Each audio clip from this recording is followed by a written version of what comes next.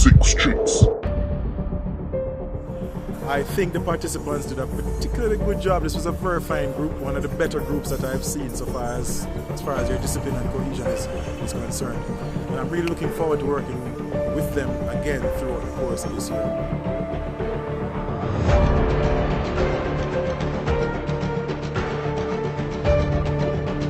I'm Leroy Spence. Most people call me Ice.